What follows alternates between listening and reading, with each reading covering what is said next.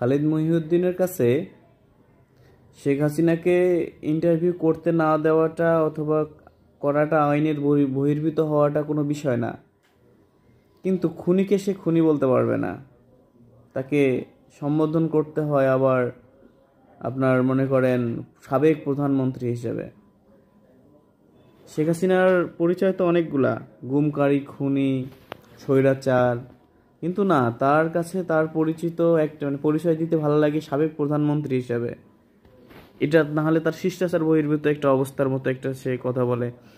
আর সারজিৎ, হাসনাত এদের বক্তব্য নিয়ে সে হাসি লুটে পড়ে। খালিদ মহিউদ্দিন সাহেব, আপনি যে কি এজেন্ডা বাস্তবায়ন করতে চাচ্ছেন তা জনগণের কাছে সবগুলোই ক্লিয়ার।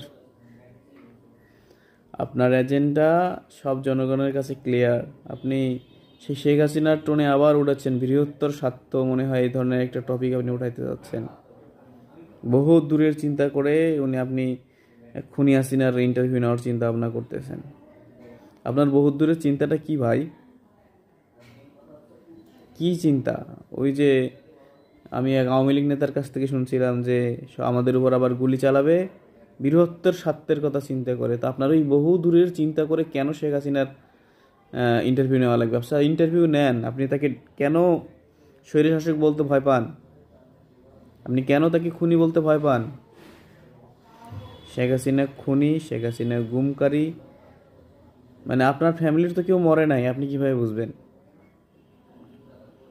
আপনি তো দেশে ছিলেন না ভাই, আপনি তো ইন্ডিপেন্ডেন্ট টেলিভিশনের সাংবাদিক ছিলেন সম্ভবত, সালমান এফ রহমানের। আসলে আপনারা যেটা চান না, জনগণ সেটা বুঝে। আপনাদের ফোবিয়াটা ইসলামিক ফোবিয়া, এটাও জনগণ বুঝে। মুফতি কাজী ইব্রাহিমের সুরে বলতে চাই, খিলাফা আকাশ থেকে নাজিল হয়। আপনার মতো দু একটা চুনোপুটি থাকলেও খিলাফা প্রতিষ্ঠিত হবে, না থাকলেও হবে। এই গণতান্ত্রিক স্বার্থ উদ্ধারের নামে আপনি যেটা বলতেছেন, আমার ধারণা তো আপনি এটাই চিন্তা করতেছেন। আমার ধারণা ভুলও হইতে পারে, ভুল হলে যদি দেখে থাকেন কারেকশন করে দেবেন, সমস্যা নেই।